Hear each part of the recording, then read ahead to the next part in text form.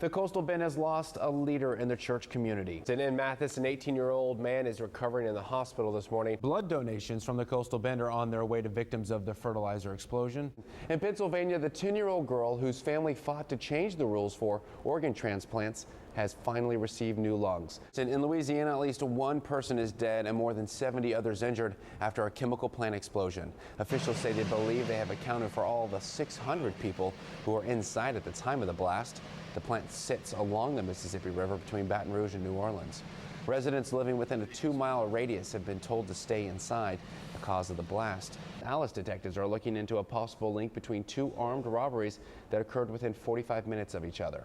Surveillance video from Primo's convenience store Tuesday night shows a masked man wearing all black walk in with a gun. The man demanded cash, making off with more than $400. Prosecutors are seeking the death penalty for the 39-year-old man accused of brutally attacking a Corpus Christi senior at Sunrise Mall last December. Investigators say George Vieira stabbed 76-year-old Donald Lernitz inside a restroom after a failed robbery attempt. Vieira was arrested outside the mall a short time later after officers found him covered in blood with the alleged weapon in his pocket. Defense attorney Eric Perkins says he plans to fight the death penalty. But you have to make sure you've covered all the legal and ethical bases. 39-year-old woman is recovering this morning after she was run over by a truck on the beach. The accident happened yesterday afternoon around 4, just north of Padre Bali Park. Officers say the victim was lying on the beach when the driver of a gray truck drove over her. Witnesses say the woman had been in that spot for 3 hours. We did, and we jumped up, and then the girl started screaming. That's right, Jane. We got out here around 5:45 when I rolled up onto the scene. Flames sky high shooting out, and you can see the damage right now if you want to take a quick look. I know you're just taking live shots, but you can see that fire has been contained, just smoke bellowing out. It's not as great amount of smoke as it was earlier. I do have a witness, a resident that lives across the field. Ma'am, if you could, your name and kind of what you felt around 5:30 this morning. You got here before the fire department. What were you thinking? You saw this house on fire. You said you're a father yourself. What were you thinking as you ran in there? You know, my dad's a cop, my brother's a cop.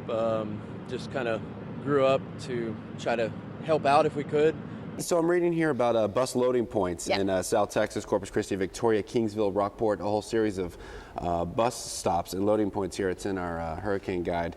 Basically, it talks about you can dial 211 and register if you need a bus route in the event of an evacuation, and city officials will tell you when you can go to those bus locations. But this is really fascinating. I didn't realize it shows you on the map. There's maps here of those cities and where you can find that bus stop and get out of here. Yeah, welcome back to First Edition. It is 5:23 right now. It is looking to be very nice. It feels warm in here in the studio. It is a little warm this morning, but I like the warmer temperatures. I know you like the warmth. You like the cooler temperatures. Yeah, I do like it cold. Welcome back to First Edition.